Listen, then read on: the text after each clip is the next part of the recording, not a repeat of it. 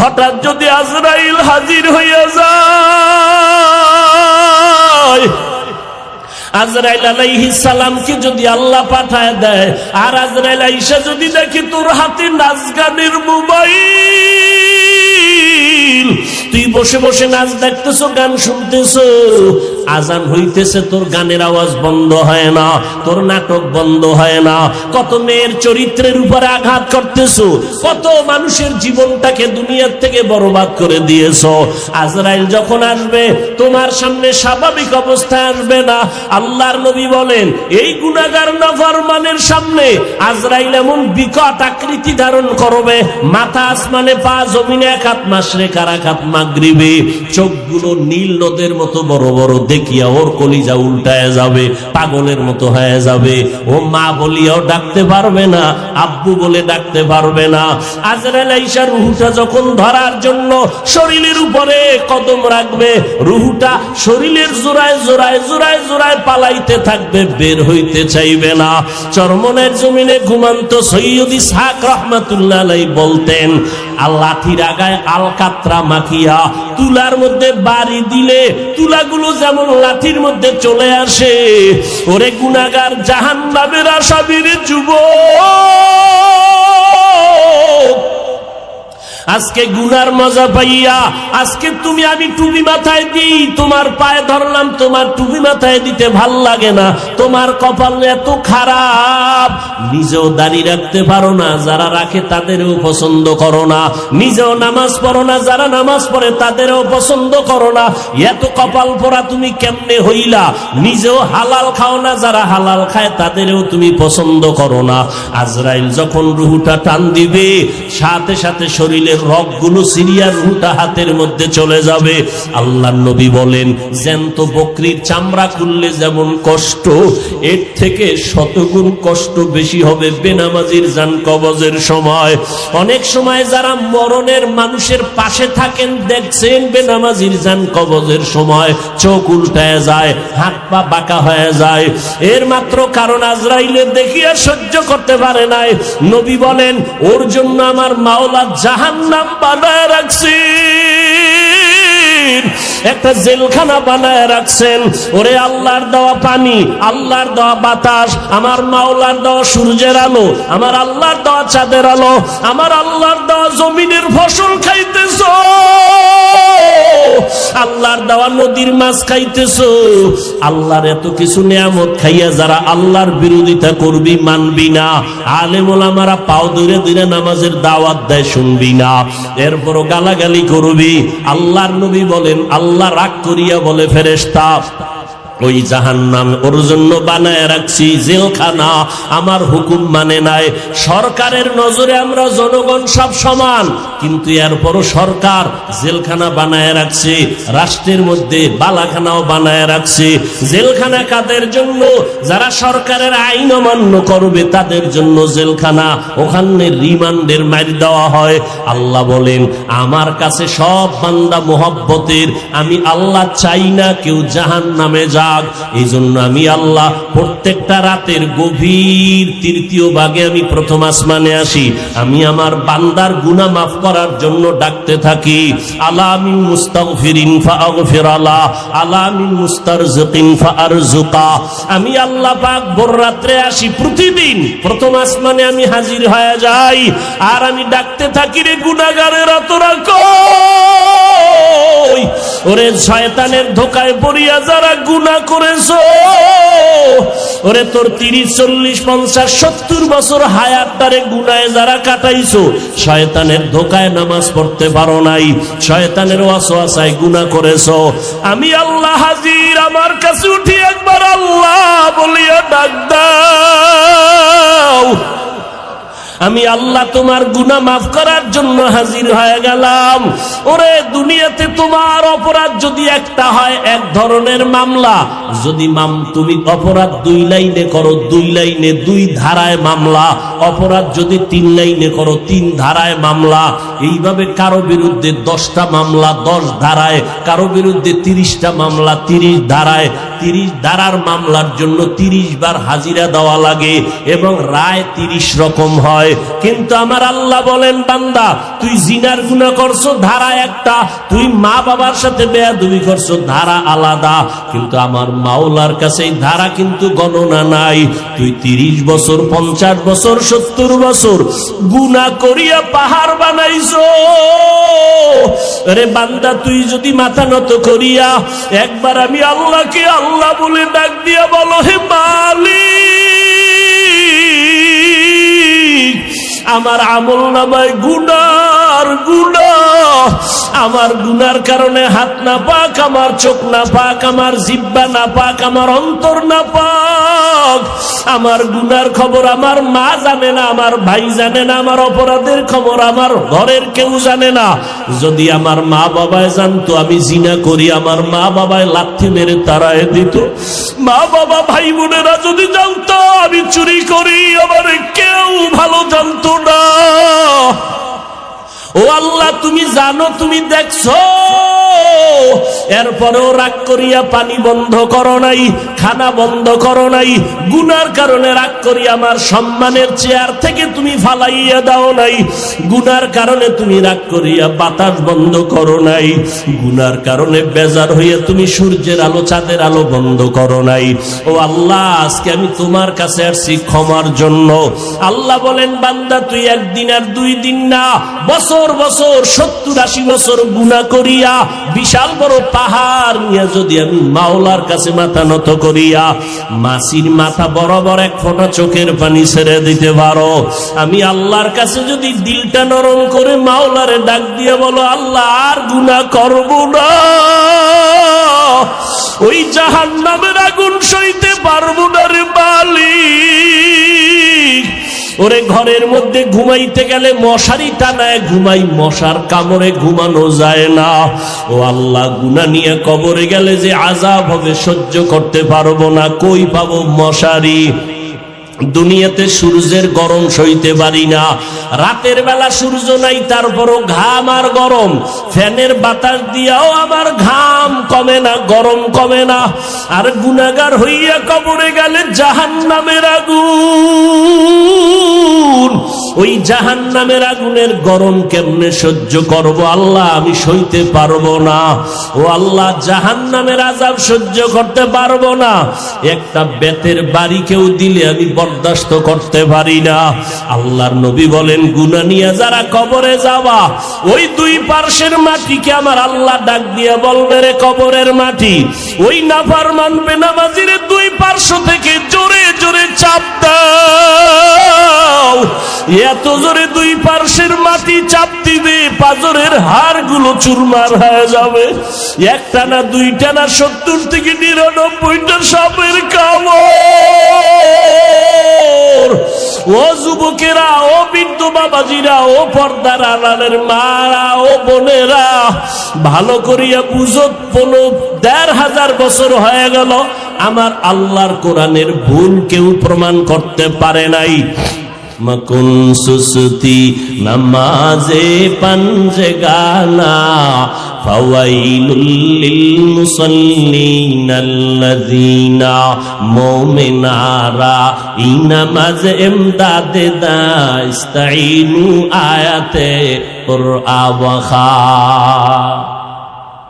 মকুন সুসতি নামাজে পঞ্জগানা, ফাওয়াইলুল লিল মুসাল্লিনাল্লাযীনা মুমিনারা ইনামাজ ইমদাদে দাস্তাইনু আয়াতে কুরআন ওয়াখা। একটুখানি নেকের তরে রোজ হাসরের মাঠেতে বাবা ঘুরবে ছেলের পিছে, ছেলে বাবার আগেতে। আহাতে মন কঠিন দিনেতে নামাজ তোমায় ভুলবে না, ঠিক মতো পড়িলে নামাজ জান্নাত তোমার ঠিকানা। ঘুমের চেয়ে নামাজ ভালো, আর তুমি ঘুমাইও না, ঠিক মতো পড়িলে নামাজ জান্নাত তোমার ঠিকানা। আমার প্রাণের ভাই বোনেরা জলদি করে উঠে যাও, ওযু করে তাড়াতাড়ি নামাজ পড়তে লেগে যাও। নবী বেনামাজির শাফাআত করিবেন না, ঠিক মতো পড়িলে নামাজ জান্নাত তোমার ঠিকানা। এরে যুবক আল্লাহর গোলাম, আমিও মুসলমান, তুমিও মুসলমান। আমার আল্লাহ তোমার আল্লাহ এক, আমার নবী তোমার নবী এক, আমার কোরআন তোমার কোরআন এক, আমার ধর্ম তোমার ধর্ম এক, আমার কাবা তোমার কাবা এক। জমিনের মধ্যে মায়ের গর্ভ থেকে যেদিন আসছি ওই হালাতও তোমার আমার সবই এক। যেদিন বিদায়ের আওয়াজ হবে, তিনটা সাদা কাফনের প্যাকেট হবো, তাও এক, কালারও এক। কাফনে লেখা থাকবে না বক্তা সাহেবের লাশ, কাফনের উপরে লেখা থাকবে না এমপি সাহেবের লাশ। ওই কাফনে ঢুকার পর সব সমান হয়ে যাবে।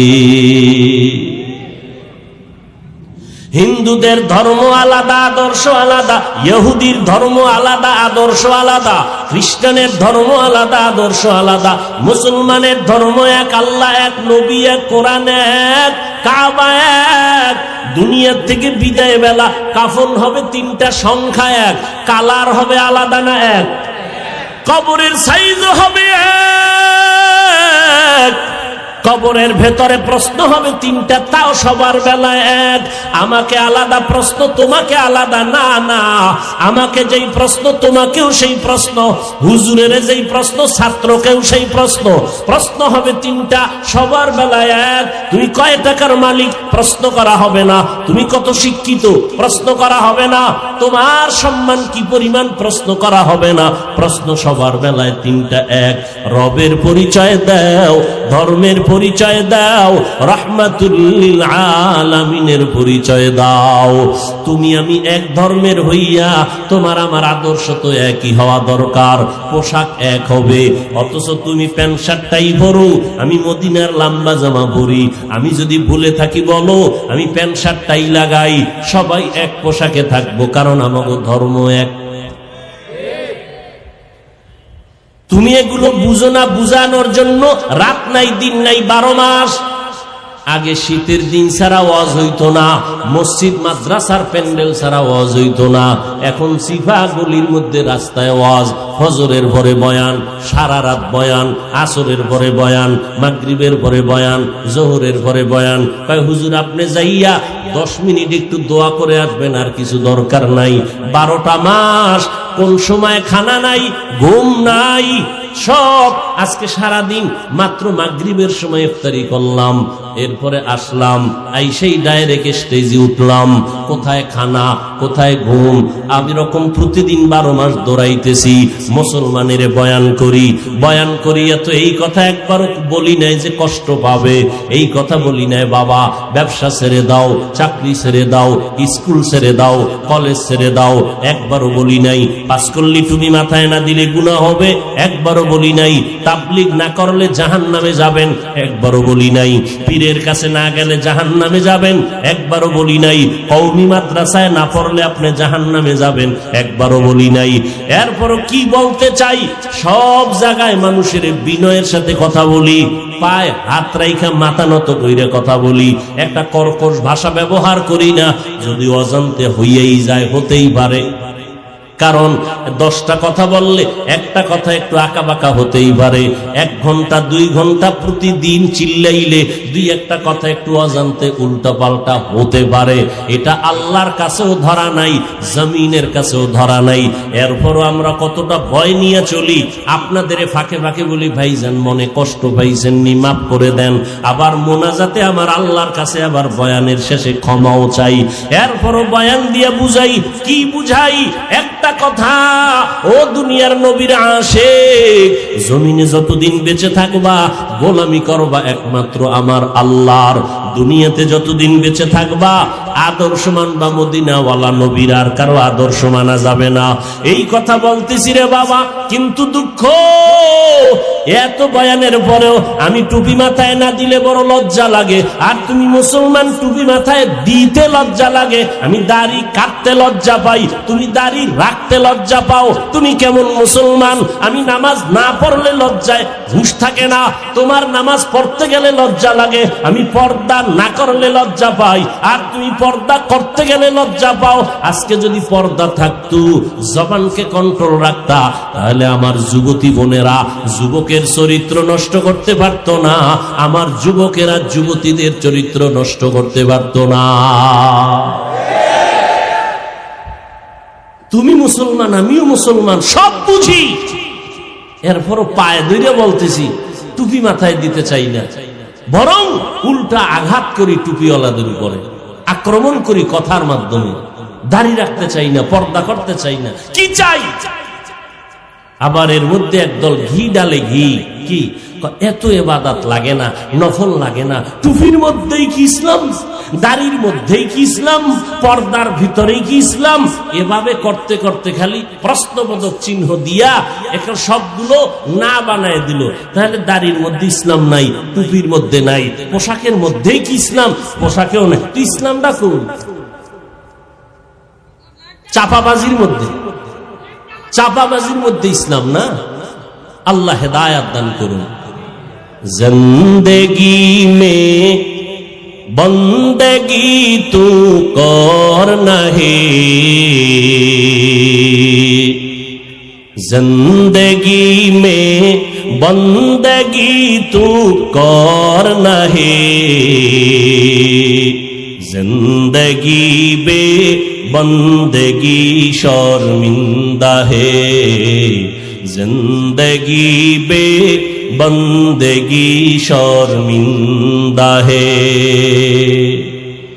दुनिया में हो दुनिया का तलबगार ना हो,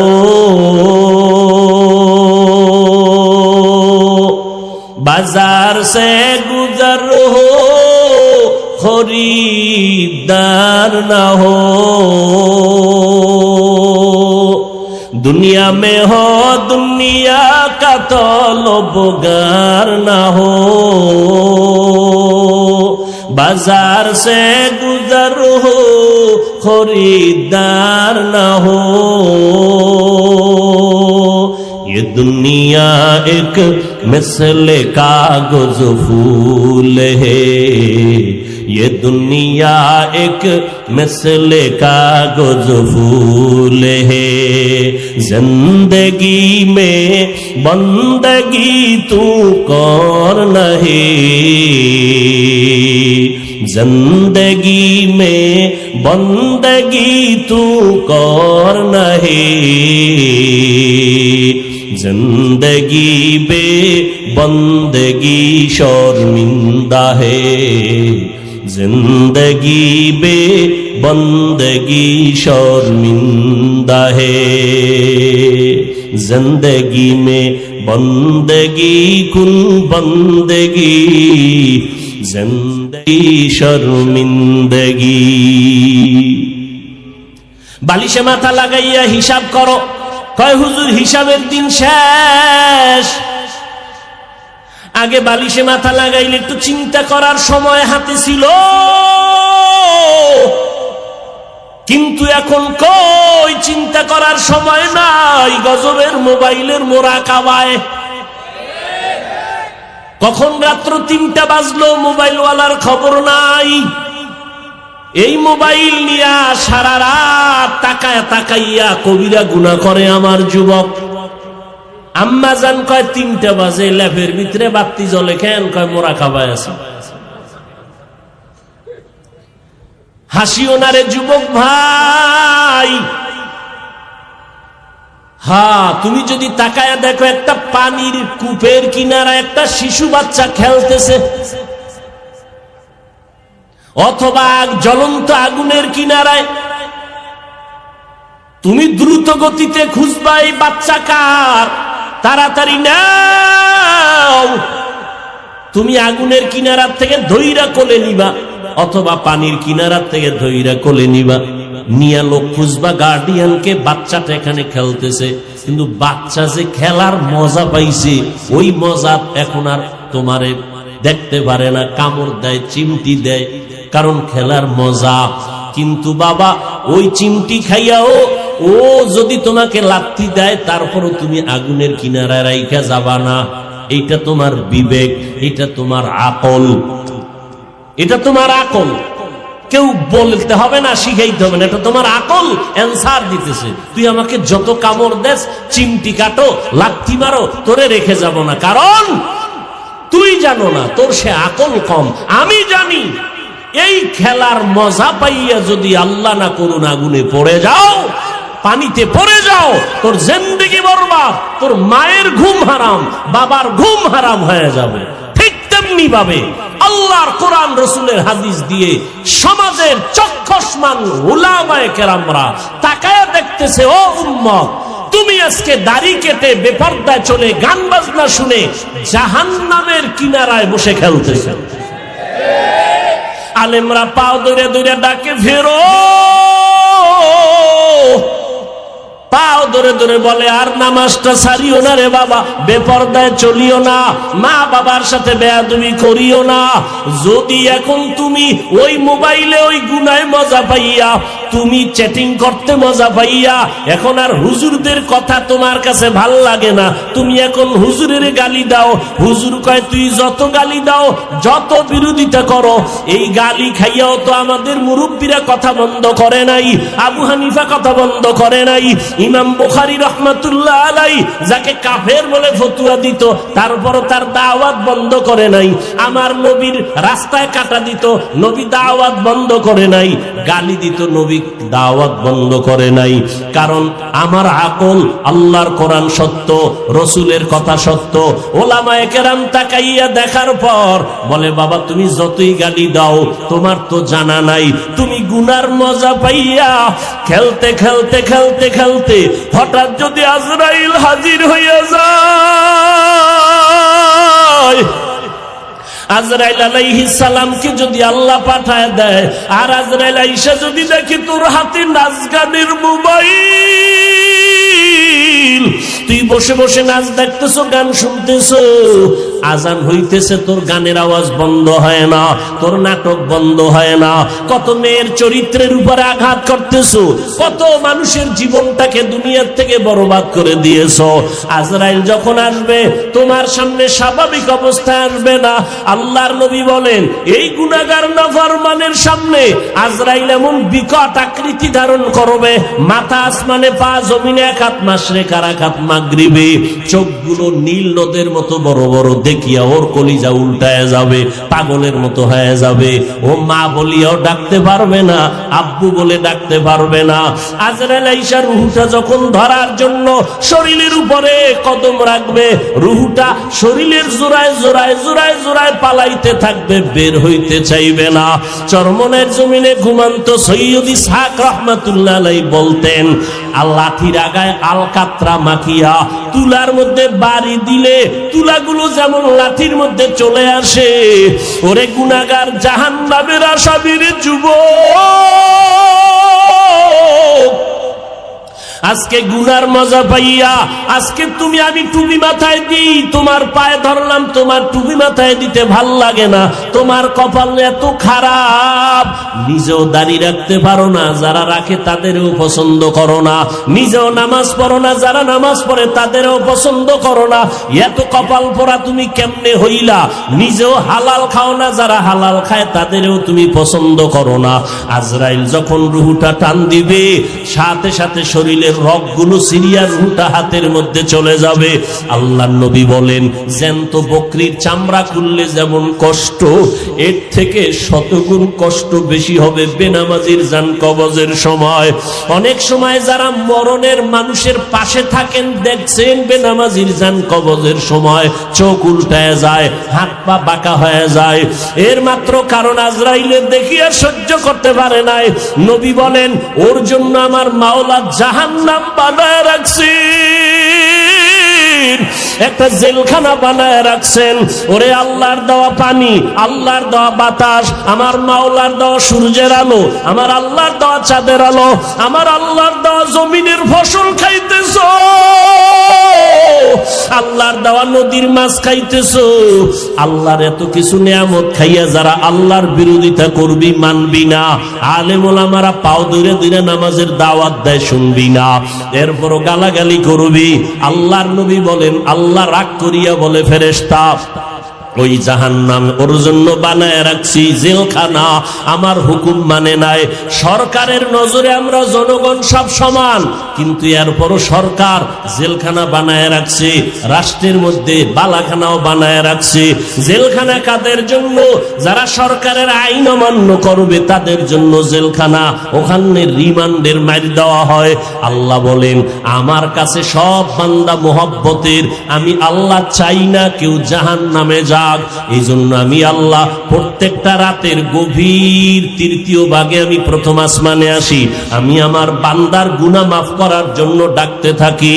আলা মিন মুস্তাগফিরিন ফাগফির আলা, আলা মিন মুস্তারজিকিন ফারজুকা। আমি আল্লাহ পাক ভোর রাত্রে আসি, প্রতিদিন প্রথম আসমানে আমি হাজির হয়ে যাই, আর আমি ডাকতে থাকি, রে গুনাহগারেরা তোরা কই?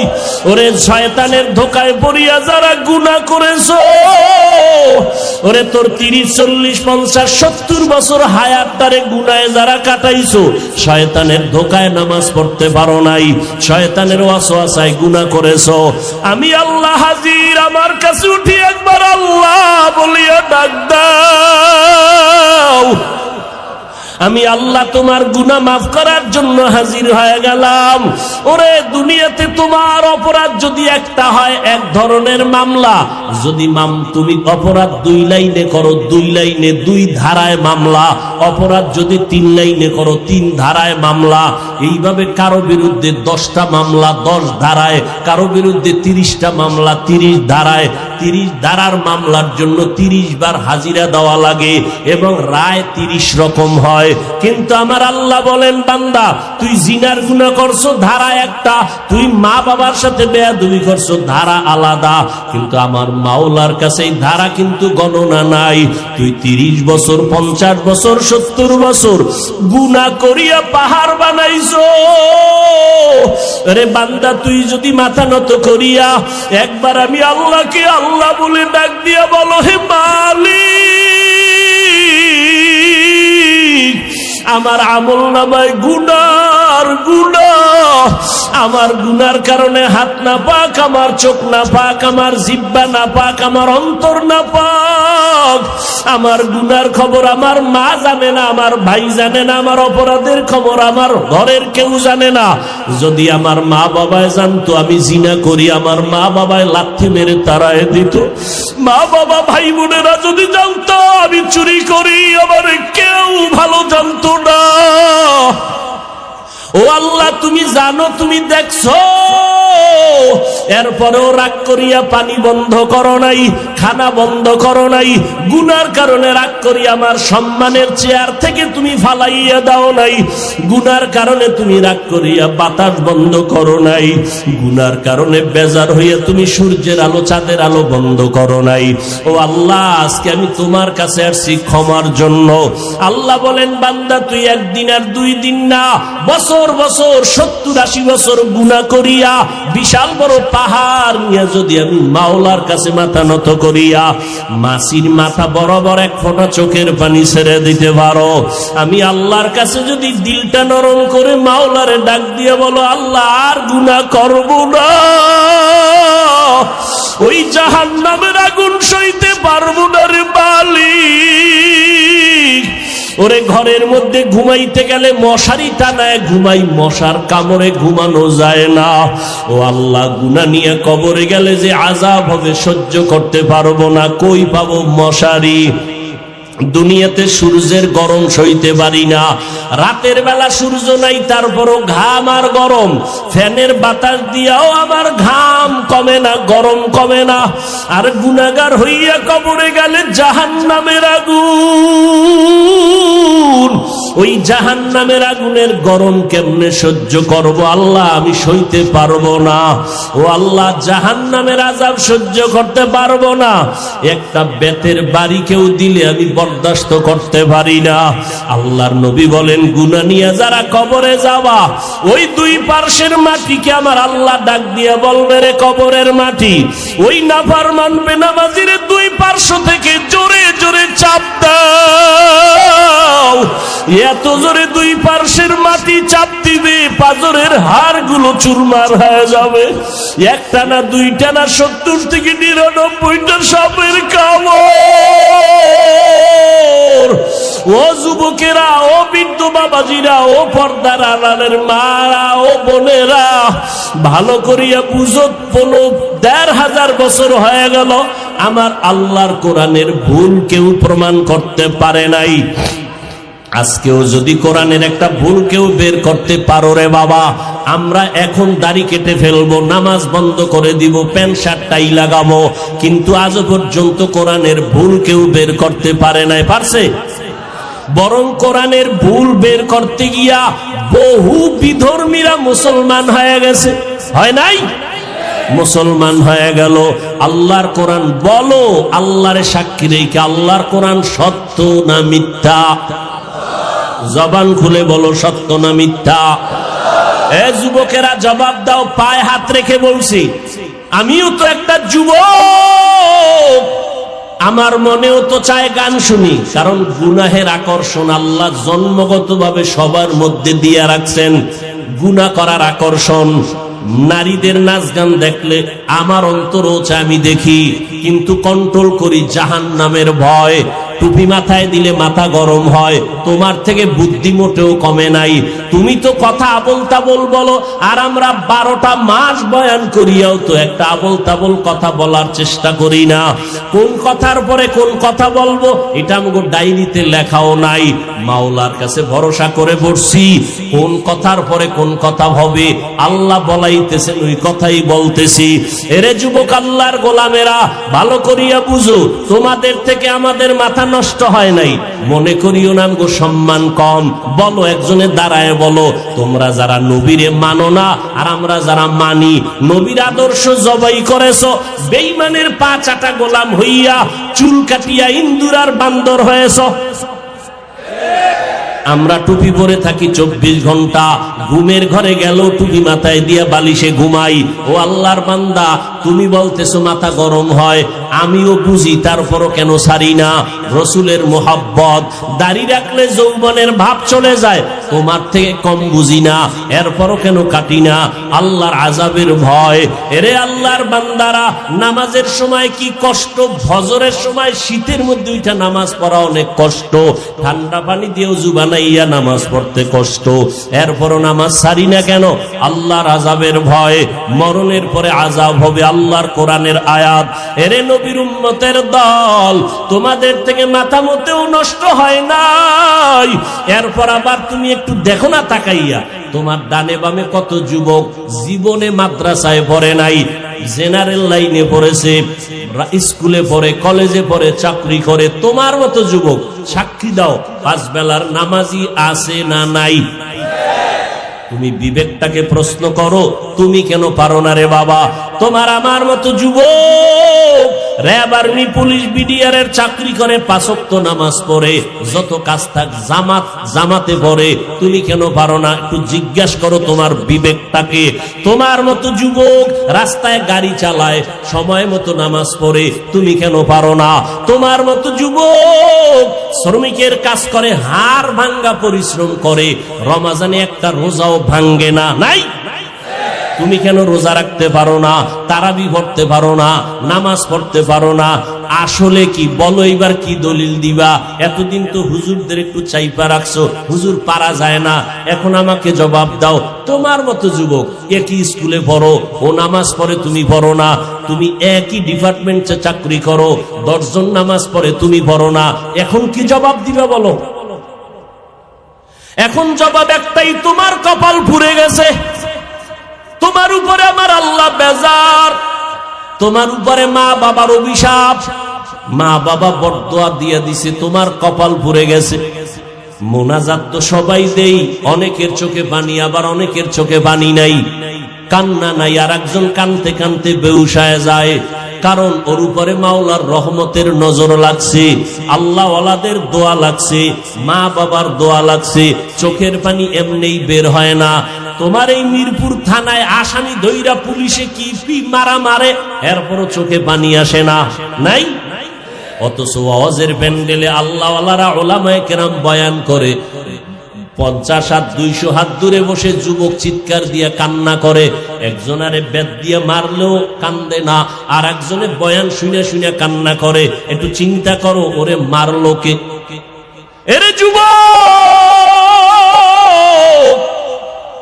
আমাকে একটু বিবেক দিয়া জবাব দাও, বিবেকের সাথে